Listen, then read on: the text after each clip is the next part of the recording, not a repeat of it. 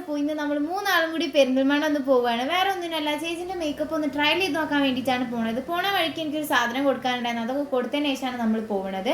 അങ്ങനെ നമ്മൾ നേരെ തിരൂരിൽ നിന്ന് ബസ് കയറി നല്ല രീതിയിൽ ട്രാവൽ ചെയ്യാണ്ടായിരുന്നു. സത്യം പറഞ്ഞാൽ ട്രാവൽ ചെയ്ത് ചടച്ചു പോയി. നമ്മൾ കുറേ നേരം ബ്ലോക്കിലൊക്കെ പെട്ട് 1.25 മണിക്കൂറോളം ബ്ലോക്കിലാണ് പെട്ടത്. പിന്നെ നമ്മൾ കുറച്ച് സാധനങ്ങളൊക്കെ വയറ്റിക്കാക്കിയിട്ട് വിശന്നിട്ടാണ്. പിന്നെ നമ്മൾ പെരിന്തൽമണ്ണ എത്തിയ പാടന്നെ നേരെ ഫുഡ് കഴിക്കാനാണ് പോയത്. അത് കഴിഞ്ഞിട്ട് നമുക്ക് കയറാമെന്ന് വിചാരിച്ചു. വൈകുന്നേരമായി നമ്മൾ അവിടെ നിന്ന് ഇറങ്ങിയപ്പോൾ തന്നെ നമ്മൾ ഫസ്റ്റ് ഫുഡ് കഴിച്ചു. നല്ല അടിപൊളി മീൽസായിരുന്നു. നമുക്ക് മൂന്നാൾക്കും ഒരേപോലെ ഇഷ്ടപ്പെട്ടു. വിശന്നതുകൊണ്ടാണോ എന്നറിയില്ല, സംഭവം അടിപൊളി ആയിരുന്നു. പിന്നെ അവിടുന്ന് നേരെ നമ്മൾ ബ്യൂട്ടി ഷോപ്പിലേക്കായിരുന്നു പോയിട്ടുണ്ടായിരുന്നത്. ഓട്ടോക്കാരൻ്റെ അടുത്ത് ഫോൺ കൊടുത്ത് ഓട്ടോക്കാരനോട് സംസാരിച്ച ഓട്ടോക്കാരൻ നേരെ നമ്മളെ ആ സ്റ്റോപ്പിൽ തന്നെ കൊണ്ടുപോയി നിർത്തി തന്നു. അങ്ങനെ നമ്മൾ അവിടെ കയറി. സത്യം പറയാലോ, എനിക്ക് ഭയങ്കരമായിട്ട് ഇഷ്ടപ്പെട്ടു. അവിടെ എല്ലാവരും ഭയങ്കര ഫ്രണ്ട്ലിയാണ്. നമ്മളേറ്റ് സമയം പോയതേ അറിഞ്ഞില്ല. അതുപോലെ തന്നെ അവർക്ക് റെൻ്റൽ ജ്വല്ലറീസും ഡ്രസ്സും വെഡ്ഡിങ് ഡ്രസ്സും എൻഗേജ്മെൻറ്റും എല്ലാ ഐറ്റംസും ഉണ്ട്.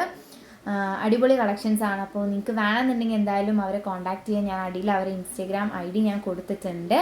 പിന്നെ നമ്മൾ അവിടുന്ന് വൈകുന്നേരമാണ് ഇറങ്ങിയത്, ട്രയലും കാര്യങ്ങളൊക്കെ കഴിഞ്ഞിട്ട്. അതിന് നേരെ ഓപ്പോസിറ്റുള്ള ഒരു തട്ടുകട പോലത്തെ ഒരു ചായക്കടയിൽ കയറി നമ്മൾ കുറച്ച് സ്നാക്സ് ഐറ്റംസ് ഒക്കെ കഴിച്ചു.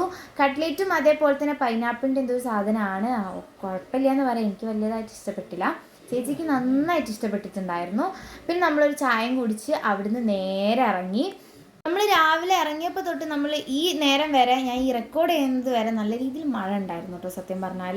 പിന്നെ അവിടെ നമുക്ക് ഡയറക്റ്റ് തിരൂർക്കുള്ള ബസ് കിട്ടാത്തതുകൊണ്ട് തന്നെ നമ്മൾ അവിടുന്ന് കോട്ടക്കൽ ബസ് കയറി. കോട്ടക്കൽ സ്റ്റാൻഡിൽ വന്ന് ഇറങ്ങിയിട്ടാണ് നമ്മൾ തിരൂർ ബസ് കയറിയത്.